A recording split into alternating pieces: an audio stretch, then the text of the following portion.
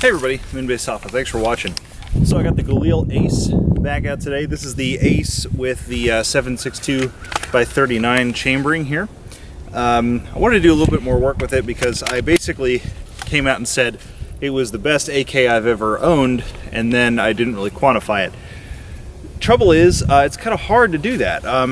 You know, it's all the little things about the Galil Ace. You know, things like, for example, the sling swivel is set up in a way that, you know, when you actually fold the stock on a regular AK, the sling swivel is on the stock, and on this particular one, it's actually fixed mounted, so you don't have to worry about that screwing you up. Things like the charging handle, which can be operated on the left-hand side, big deal. Things like the dust cover, which is actually articulated, kind of like a valmet, you know, doesn't have an issue with letting in dirt. This thing's very, very well sealed, and so it kind of is, in my opinion, one of the better AKs on the market as far as reliability goes. It doesn't seem to be as overgassed as other AKs. You know, it seems like they've done their homework as far as getting this gun to run right with the appropriate amount of gas in the system. So it's all that stuff. It all adds up, and everything from the ergonomics to the little features that they've included on the Galil Ace really have made it into, I think, probably the perfect AK.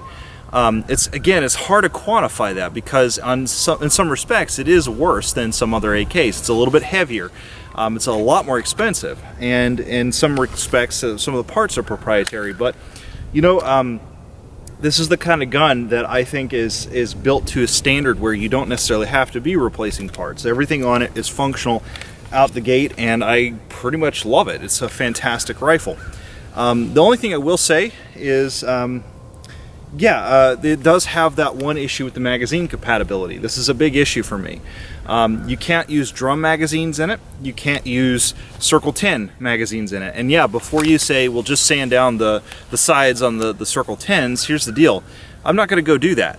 First off, I don't modify magazines. It's a terrible idea, just for the sake of reliability and durability. But then also, if you want to go resell them, you know, the value of your magazines is destroyed, and if you haven't done your homework, those magazines are very, very expensive.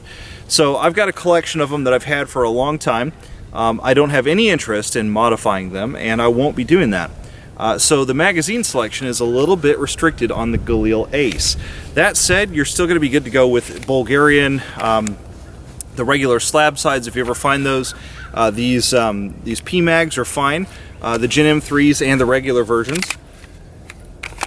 like this particular one. You're fine with the surplus steel magazines, Bakelights, which is kind of my personal favorite. I believe AK 103 or 103 series rifle mags will work in this just fine.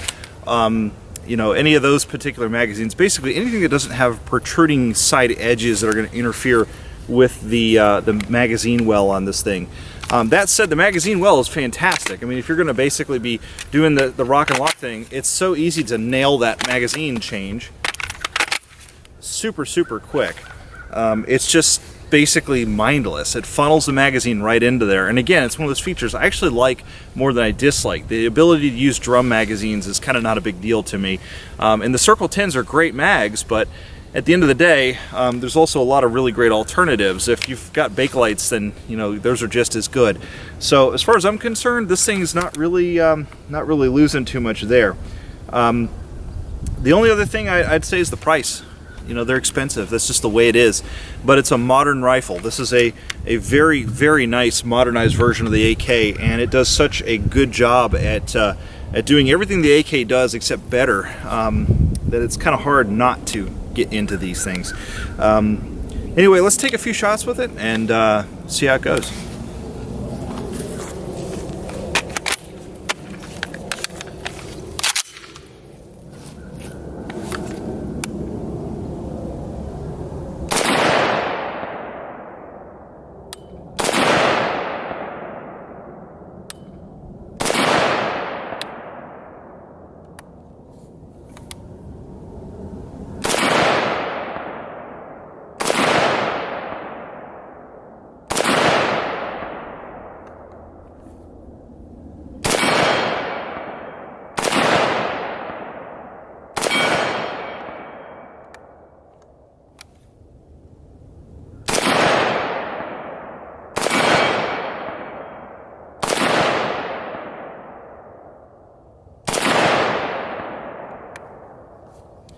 Thumb safety is really, really nice on these guns.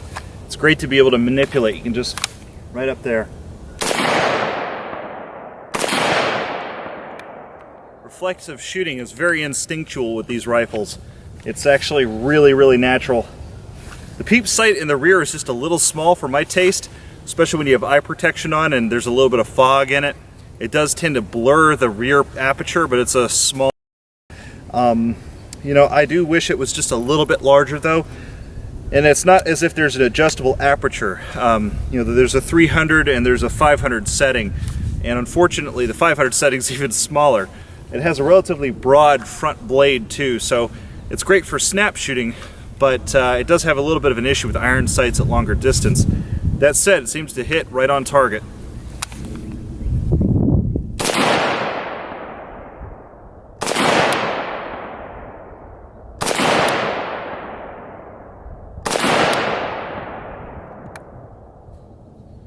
Very gentle recoil too. Again, I said it's not overgassed, and it seems like a lot of other AKs are, especially the Bulgarian guns. They tend to be pretty jarring. But this one, even with a flash suppressor and not a muzzle brake, is relatively mild shooting.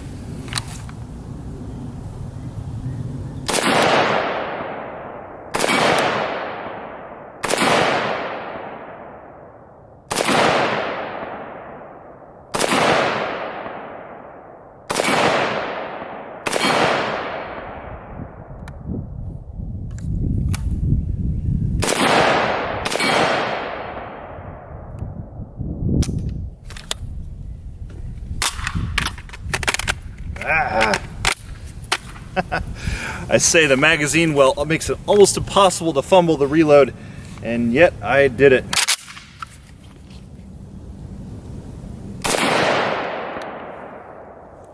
Not bad though, it's not bad. I really, really like this rifle. One thing I mentioned with magazine compatibility, I said these PMags work just fine, but as it turns out, some of them are a little tight.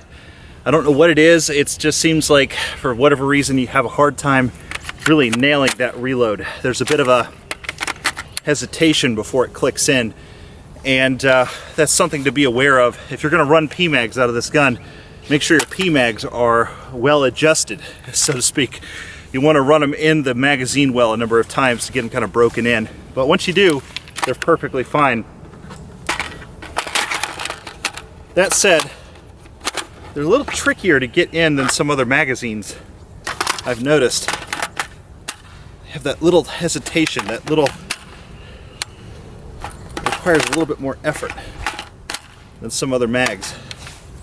And again, I'm not entirely sure what's up with that. Seems like there's a lot of force required to actually get them to seat.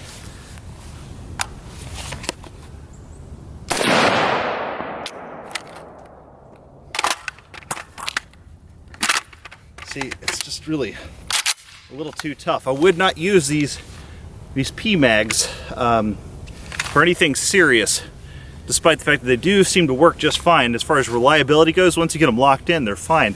But they do require a little bit more force.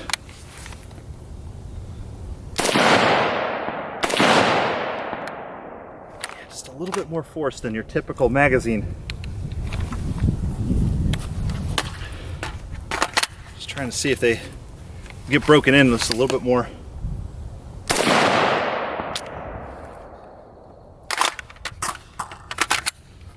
There we go.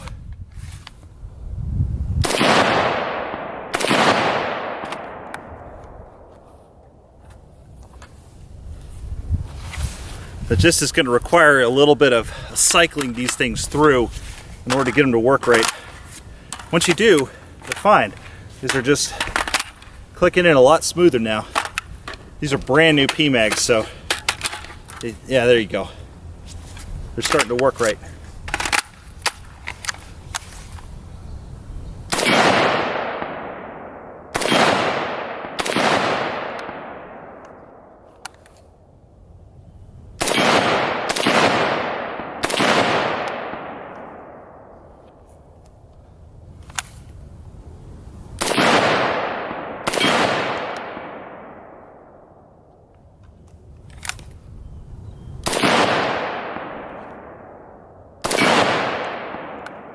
sweet rifle. This thing just shoots so good.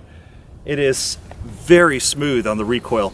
The impulse is straight back and forth, unlike a lot of AKs that kind of muzzle rise a little bit.